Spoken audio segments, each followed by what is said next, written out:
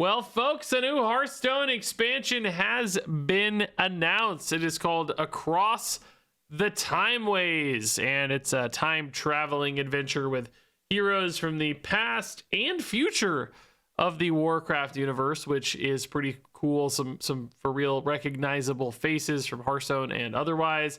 Actually, pretty sweet-looking theme, honestly. And a bunch of cards have been revealed. We're going to talk about them in this video, rating them each from 1 to 5 stars. We've got a couple new keywords to go through.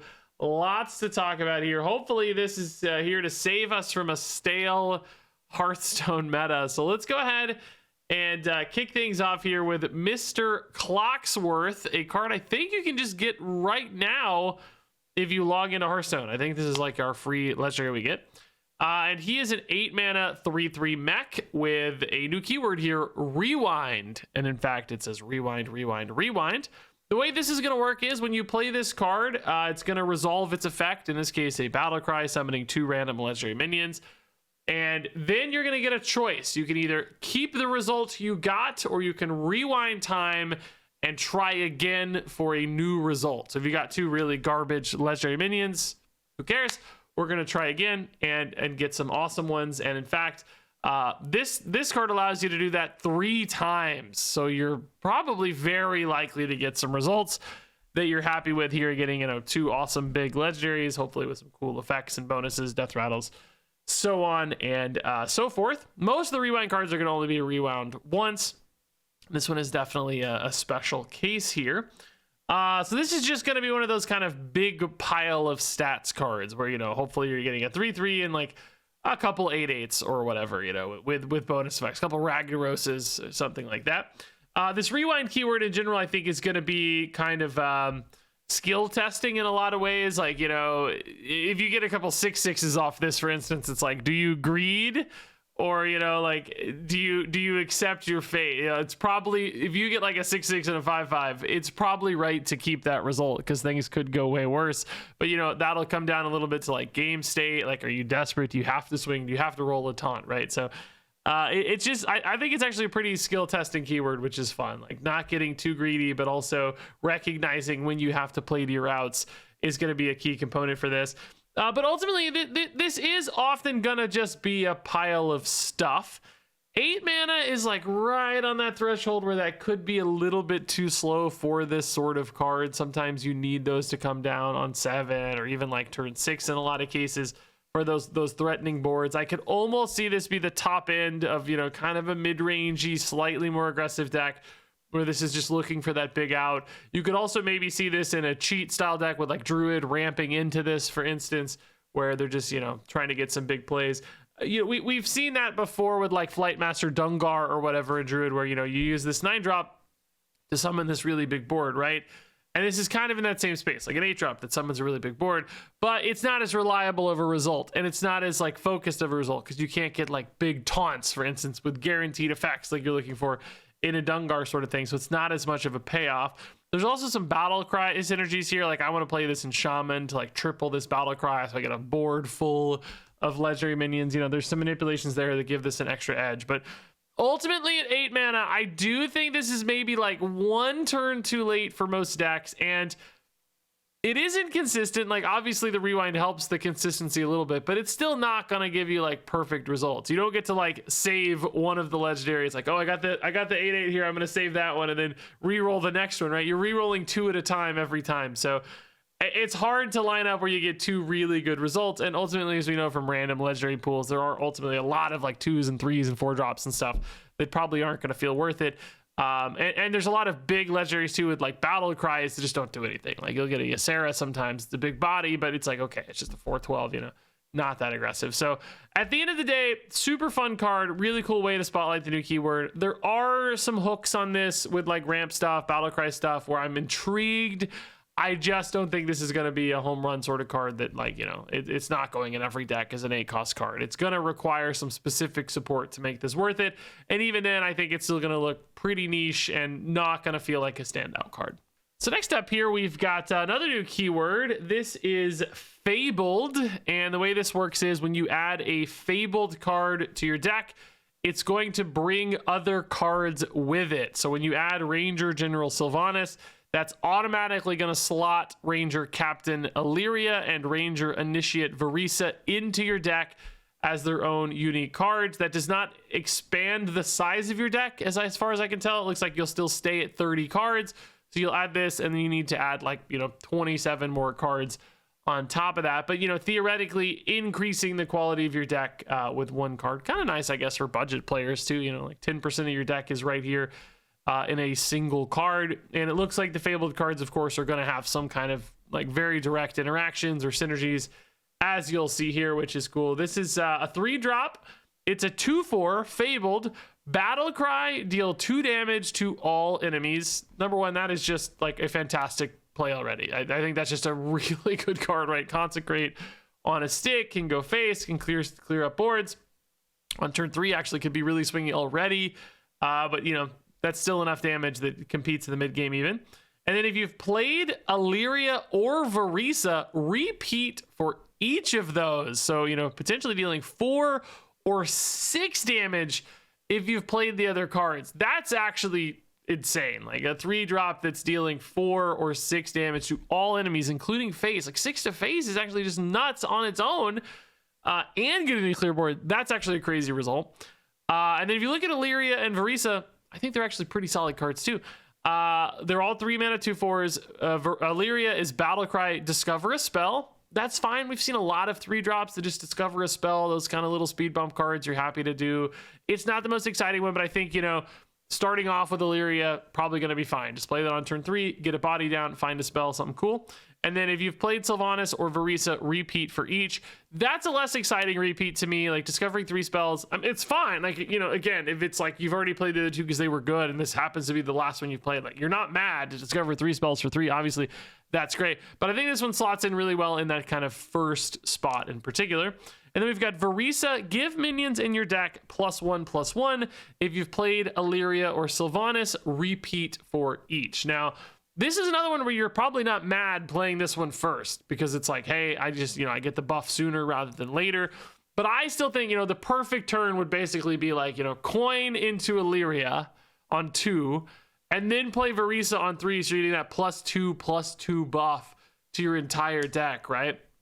Then you draw Sylvanas. She's a 4/6 that deals 6 damage to all enemies, right? That's a crazy little sequence. Now, obviously, right, you're not going to always be drawing all of these, particularly if you're playing these in a faster deck, which it does to me feel like these don't want to be in a super slow deck. Just number one, it's Hunter, historically not a class that does as well with slower, grindier decks. They generally lean faster. Even, mid-range is kind of usually the slow deck for Hunter.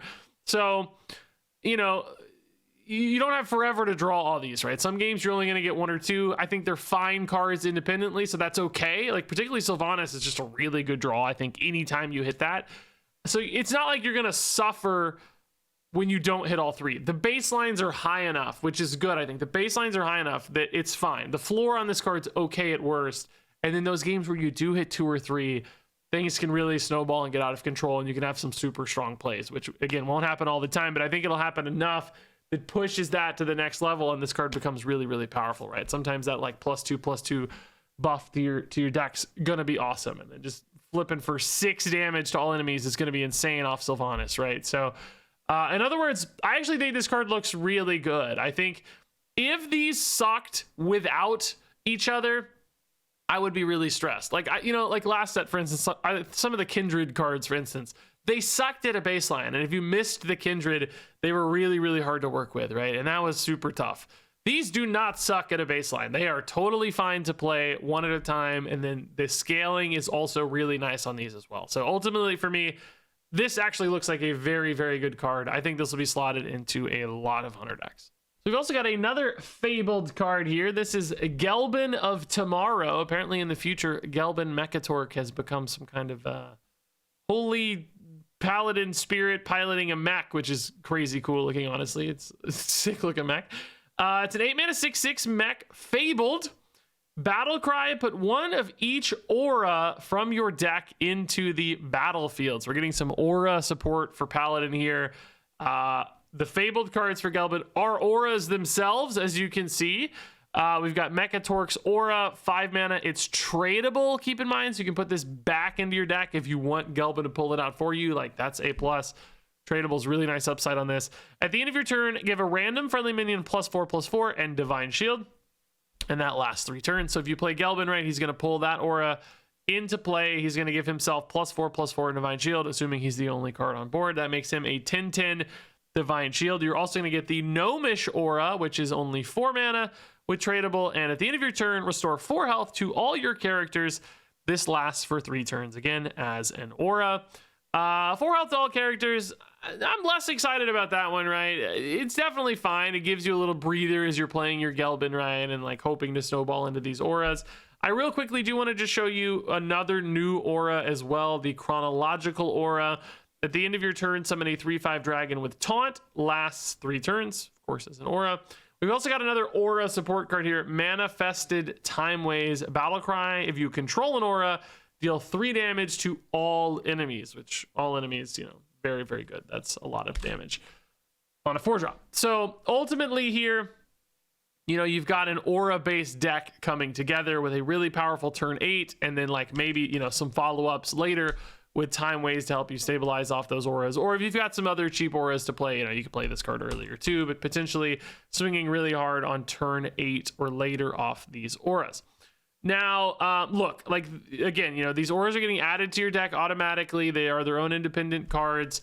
I think they kind of suck to play on their own, frankly. Like, you know, particularly Gnomish Aura, I'm never wanting to spend 4 mana on that. That's just not, you know, 12 health for 4 mana is not really very good. It's especially not good over 3 turns, right? Like, okay, maybe I have to have some auras to activate my Manifested Timeways, but ultimately that's really bad, right?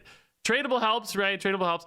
Mechatork's Aura also, honestly, not very excited about that. You know, it is a lot of stats and value over time, again, but 5 mana on that is really tough. You're never going to play that on its own. Both of these, I think, are just unplayably bad on their own.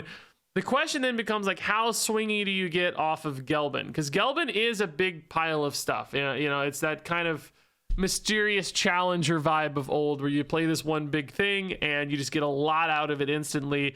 For instance, you're going to get a, you know, maybe 10/10 Divine Shield, maybe you get a 3/5 dragon instead, and then that gets the 4/4 and Divine Shield, which actually might be better since that has taunt, right? That would be fine. So, you know, if these are your only 3 auras, that is a monster swing turn. It's really, really good. Like, don't get me wrong. It is, though, on turn 8. And man, it's contesting with some really, really powerful stuff. Like, I'm already thinking about like starships and all the crazy things that can already happen on turn 8. I don't know if this is like swingy enough for that to really be a win condition. You know, it doesn't really, to me, feel like a win condition. Now, we can look up other auras in Paladin, because of course we do have some other Paladin auras we need to consider that can add extra to this, because, you know, you can just stuff your deck with auras. The life-saving aura here, I like that this one's cheap for that like 4-cost card. Like, that's kind of cool, right? But still not super excited about that. Resistance aura, you know, this can have some play. I think this card's maybe underplayed a little bit anyway. That's pretty cool. Crusader aura probably doesn't play super well with like more of a late game plan necessarily. Crafter's aura, like, this one's pretty cool, right? This is a good one to cheat out because it's so expensive. Like, getting another 6-drop, that adds another really big play to Gelbin. Sometimes you will draw some of these, you know, out of the deck before you hit, but, you know, probably a good chance one of these stays in deck. A Celestial aura won't help if you're doing all these other aura summons, right? If you're getting the 3/5 dragon and the 6-drop or whatever, that's going to be tough. There are also, you know, stuff like Trinket Artist. You might not actually want to draw an aura, though, if you're trying to get it out of your deck with Gelbin. And then, you know, Cardboard Golem, this is fine to follow up as well. You know, you could play this plus that other 4-drop to kind of like extend your auras. So, like, it's not an instant game-winning play on turn 8. Your hope is probably at that stage that you can kind of grind out the game from turn 8 on. So, like, you know, you're just overwhelming them because you got these auras that are lasting for 3 turns. It's like on turn 9, 10, and 11, am I doing enough? Am I swinging enough to like overcome them with just stuff? You know, piles of 3/5s and Divine Shields and +4/+4s and 6-drops and stuff. Is it enough to get there? I don't know, man. I don't think it is, honestly. I don't think it's enough, even with some of these additional support cards, because we just see like such crazy like, I'm thinking about like Protoss Priest, that's when they're starting to play their giant 10-10 taunt guys, and there's like 2 10-10s on board and crazy cheap Protoss, and we're getting some like big starships and Demon Hunters doing cliff dive stuff, and it's like I don't really think this keeps pace.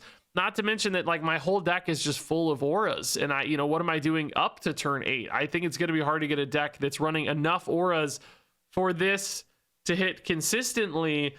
That it's really tough. I actually really wish this said put one of each aura from your deck or hand into the battlefield, so that you wouldn't have to run so many. Because like for instance, that 7-drop aura, you probably need to run 2 of that to make sure you hit it off Gelbin, more consistently. Whereas if you only had to run 1 and you could just leave it sitting in your hand for a while, that would be fine. It would also open up stuff like Ursine Maul, where I can play Ursine to draw Gelbin without also maybe drawing my 7-drop aura or whatever, and kind of messing up the sequencing there.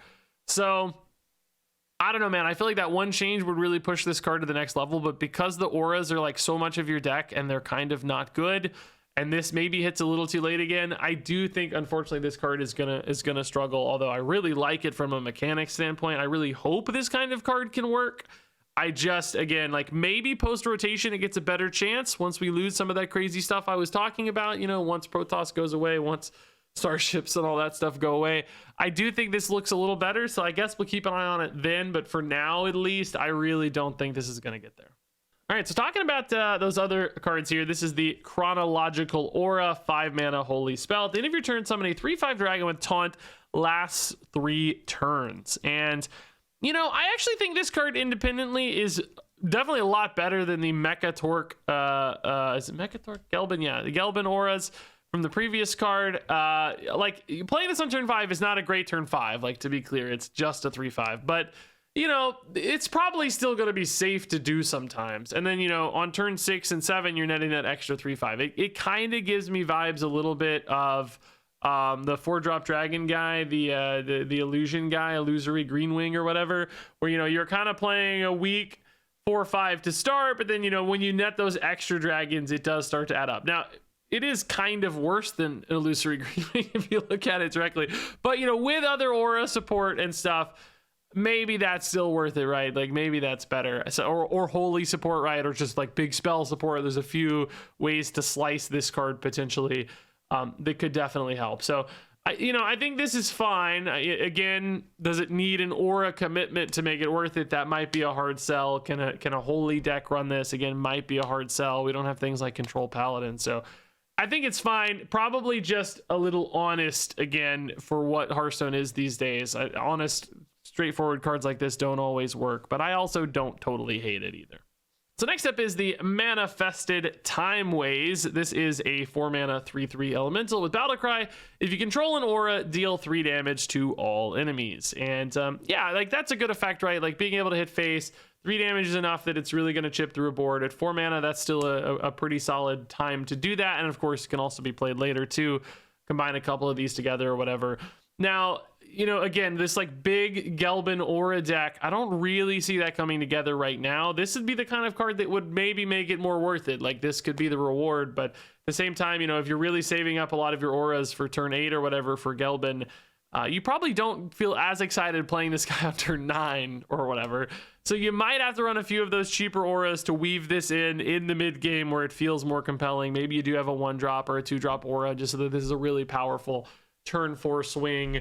That is the kind of thing that makes sense, but I don't know how good those cheap auras feel in that package and how consistently are you hitting all this, because you're also running a lot of expensive auras in that deck. I almost wonder if a different angle for this is like more of an aggressive paladin that's running stuff like that sunscreen aura, and then just getting some cheap auras down and then using this almost like an aggro card where you're just, hey, I'm going to swing the board super hard on turn 4, I'm going to clear out all your stuff, I'm going to deal some face damage, and I'm just going to start whacking you with like life-saving stuff and using Lyra, I guess, to like copy my sunscreens later. And it's like that kind of package as opposed to the big Gelbin package. I think there's actually an angle for this that could go, not Lyra, Linessa, sorry, Lyra's Priest. I knew that didn't sound right. Sunsapper, Linessa, to copy those. I actually kind of like that angle better. So I do see more potential for this card and just, mathematically, a lot of this does line up pretty well. So next up, we're going to move over to a neutral legendary that's really funny to me. This is Time Lord Nozdormu, a 3-mana 8/8 dragon. Now, this is dormant for 5 turns, but it has Rush, so when it wakes up, it can attack immediately, and it reads, after you play a card from the newest expansion, awaken 1 turn sooner. Which, dude, this is like, I don't know if they plan this or not, because like cards are designed so far in advance, but the entire discourse for the last whatever 3 months or something since the new expansion came out is that nobody's playing new expansion cards. All the decks are old decks. So we're just like, hey, look, you think we have a way to make you play new expansion cards? We'll just literally write it right into the text. You want that 8/8 for 3 mana? Yeah, all right, sure. But the deal is you got to play the new stuff we're printing for you, which is hilarious. And it's future proof the way it's worded too, right? This doesn't say like from across the timeways. So this is one where it's like, hey, if Time Lord Nozdormu is a good card, it's going to force and hard encourage people playing the newest cards from every set, which it's like almost too on the nose to believe that it's like actually a reaction to the discourse. I think this had to be around beforehand, and this is more of just a reference to like, you know, time traveling or whatever. What is happening to my hair, by the way? I don't know what's going on. It just makes me laugh so hard though that this is a real card. Like, this seems like something somebody put on Twitter as a joke, but is it good? Maybe, yeah. I don't think every deck's gonna be able to do this because some decks just won't have enough new cards where that happens consistently. But I could see some decks that, like, you know, have a really strong synergy package in a given set. You know, sometimes we see like, you know, 8 of 10 cards in an expansion come out and drive the entire game plan for a deck. So, you know, they're hitting like a lot of those cards. You just throw this down on turn 3, maybe, you know, even honestly as soon as like turn 5, or maybe even possibly on turn 4, this could wake up and just give you that awesome swing on board with an 8/8 rush.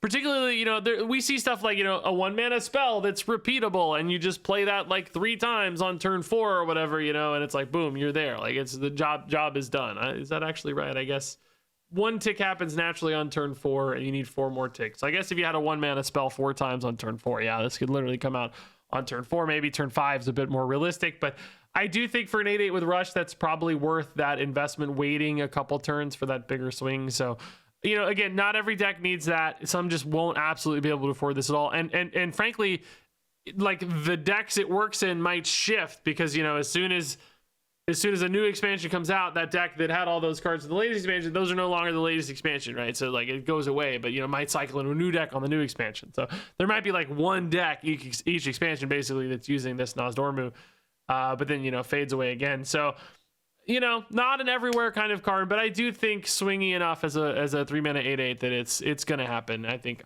decks will make this work. All right, so next up we have some more rewind cards here. This is the Portal Vanguard, a 3-mana 2/2 dragon. Rewind, Battlecry, draw a random minion and give it +2/+2, which honestly, I don't hate this. You know, cheap little card draw like this. It is, you know, specific to minions as well, which that can be beneficial for some decks where they're looking to hit specifically only minions. You know, the +2/+2 buff makes it competitive from a stat standpoint, and the rewind means you kind of get 2 rolls to find an important thing. So I think this is actually kind of sleeper playable for an otherwise you know, forgettable neutral card. I think the rewind does give it that just nice little nudge. You know, sometimes we need card draw to be bigger or cheaper than this. I will say, like, you know, this is kind of in that awkward spot at 3. You know, sometimes you want things to draw 2, but because you're getting some stats out of it and a little bit more consistency out of it, maybe it makes the cut. There's also the dragon angle on this. Like, I could see this in Dragon Warrior, for instance. That might be the hook that really pushes this over the edge. Between those few little bonuses this has, I think this might just creep into being a good card. Not for every deck, again, but yeah, I could see a dragon deck in particular squeezing this sucker in. For Mage, we also have the Semi-Stable Portal, a 2-mana arcane spell with Rewind. Add a random minion into your hand. It costs 3 less, which, you know, is a lot of mana saving, right, for a 2-mana spell. But random minions are a crazy pool. You know, it's everything from absurd legendaries that are awesome to just, you know, random absolute utter junk. that is, you know, the wrong synergy. It's, you know, it's not even mage only cards, right? It's everything. It's just a totally random minion. So that's a really big pool to work with. Even with Rewind, boy, that's a big pool to work with. I don't think this is going to be good enough, even with Rewind. Like, yes, I can imagine the home runs, the Ragnaroses and stuff, where you're like, yes, I'm getting to play a 5-mana Ragnaros. I'm so freaking happy. That's great. But it's just going to be so rare to hit anything good. It's like going to be some random garbage 3-drop neutral, and you rewind, and guess what? It's going to be, again, some random garbage 3-drop neutral, which, like, you know, nothing's that bad with the mana saving, right? You know, so if you get a 3-drop, you can play it right away. That's fine. Like, you know, just play a random 2-4 or whatever and call it a day. But, you know, other times it's going to be a 1-cost thing, and the mana saving is going to feel useless because you spent 2 mana to get a 1-drop. You're playing right away, but it sucked. You know, it's just the payoff wasn't there. And sometimes you're going to get that bad 3-drop and reroll, and you're going to hit a wisp or you know, whatever, and it's going to get worse. And it's just going to feel so punishing so often that I don't think the consistency's here, even with rewinds. Maybe if this had the triple rewind, maybe like Clocksworth, I'd have a little more faith, because then, you know, you could line up like, you know, 6-drop that you play on turn 3 more often. That sort of thing would be the kind of thing that would make this a home run, I think. But I think the inconsistency is going to be too punishing. The tempo savings here of kind of 1 mana total is just not going to be worth it, I suspect. This card's insanely cool, dude. The Timeway Warden, a 4-mana 2/6 with Battle Cry, imprison an enemy minion. It goes dormant for 10,000 turns, which of course is a reference to the lore of the wardens here imprisoning Illidan and stuff, which is such sick flavor, dude. Now, effectively, of course, that just means it's literally dormant forever until this death rattle, of course, where it awakens. So this is just kind of reading, you know, make a minion dormant, and it's dormant until this thing dies, which we've seen this before, like Maiev, you know, the kind of making something dormant aspect. Not great, right? Like, it's just not usually stalling out the opponent enough. Like the 6 health here, it is, you know, a little bit to chunk through and stuff, but it's just not worth it. You know, like removing a taunt, not worth it. It's, you know, temporary silence effect, not worth it. Now, you know, the trick here, and what will make this card really fun and cool, is that if you remove this card from play without it dying, the minion stays dormant forever, right? So if you have a silence effect, if you have a bounce effect or whatever that pulls this back to hand, then that minion is dormant forever, and that's really fun. And you can create some really silly combos of that, where you just like do that multiple times, you lock out their entire board with dormant stuff. Like, yes, that sounds so freaking funny and cool. I love that that exists. I love the flavor on this card. I just don't think that's ever going to be a competitive game plan.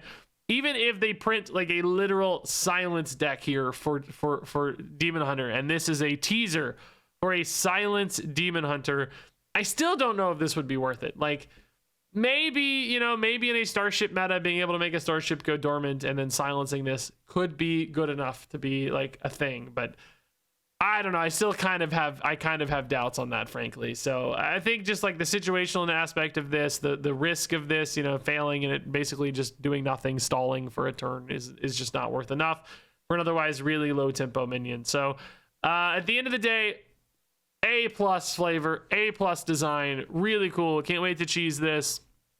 Good card. Unfortunately, I don't think so. Maybe saved by a full-on silence package.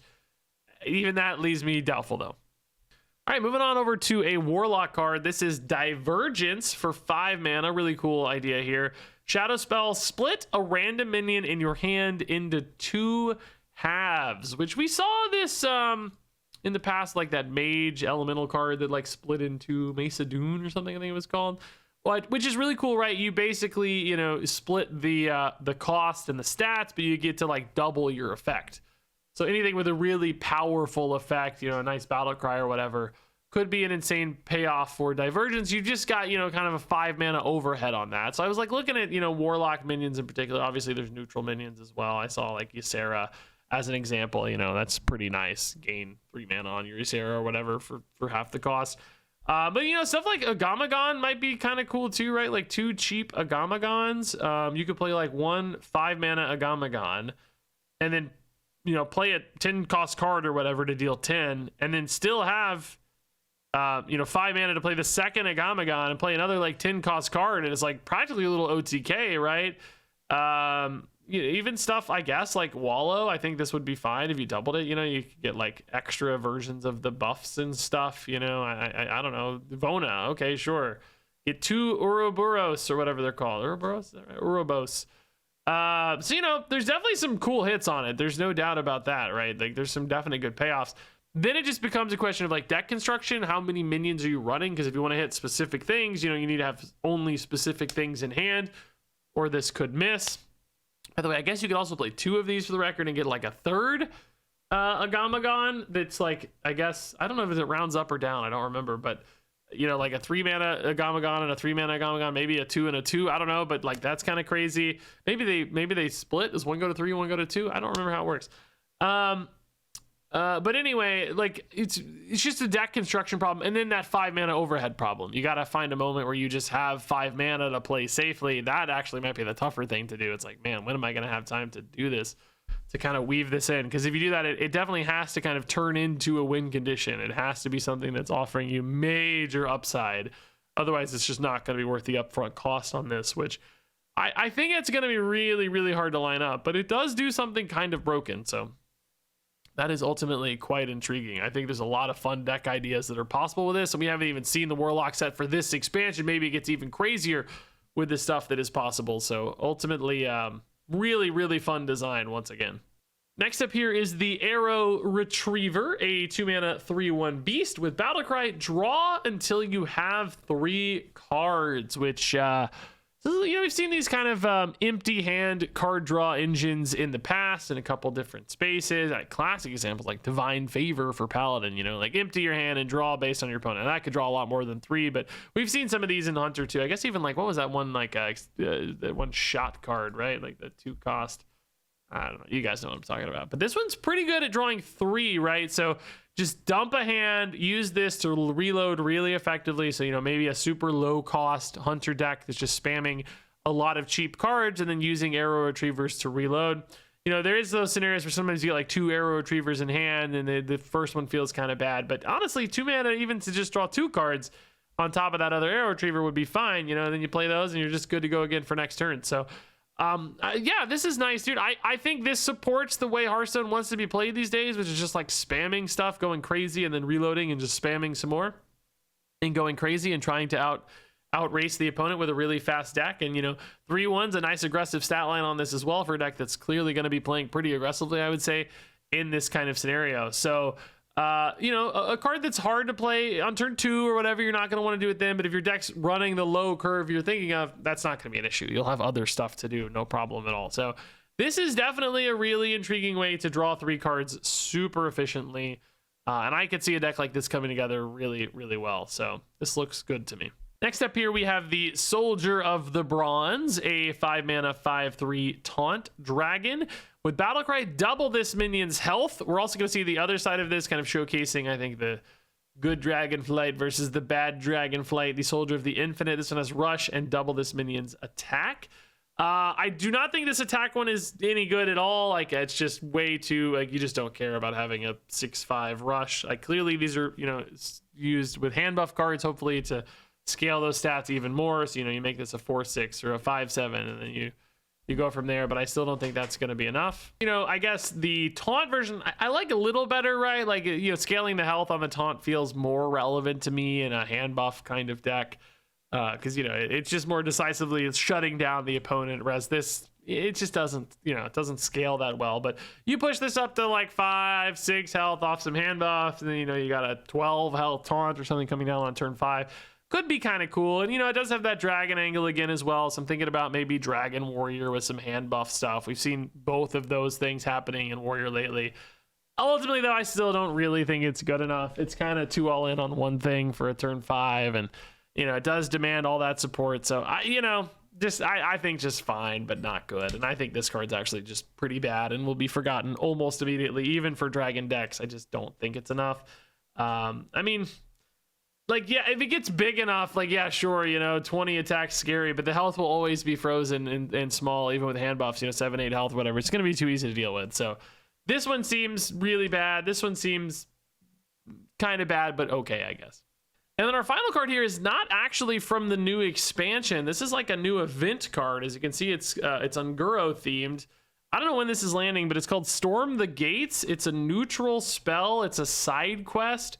Play 3 beasts or undead, and then reward craft a custom zombies. It costs 3 less, which I don't actually hate this. It's not that hard to play 3 beasts or undead. You know, Hunter and Death Knight obviously jump out at you there as classes that are already playing a lot of those.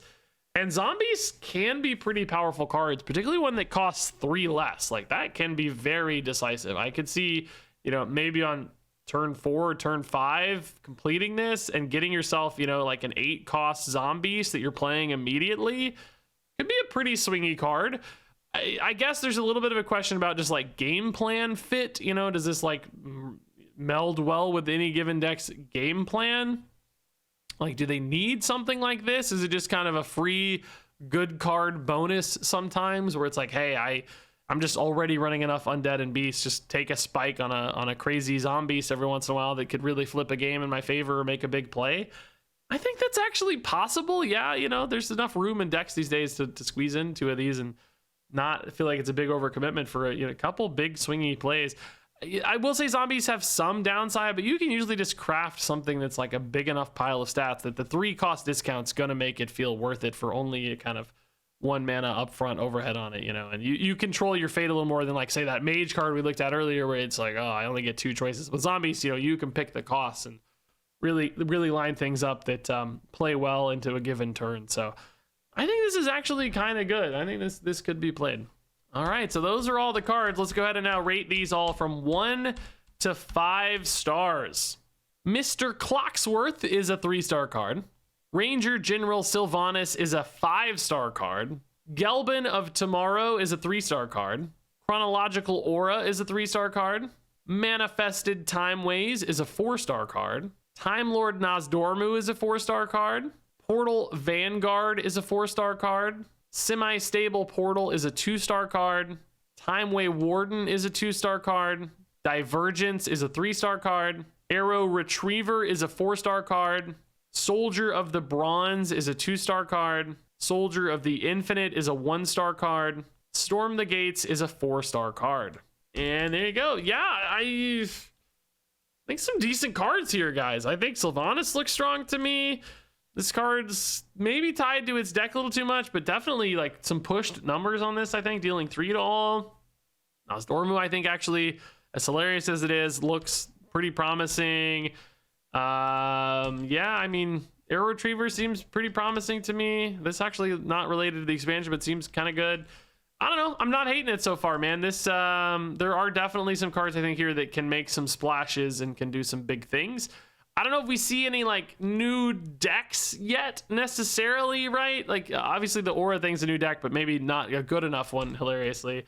I don't know if we see any new decks, but some individual card standouts are still promising. Like, I think these could be hints of things to come for some powerful things to do. So I guess we'll see, man. We'll see. Lots more cards to talk about in the near future, I'm sure. Share your thoughts on all these down below. Any cool synergies or decks or cool things I didn't think about just yet.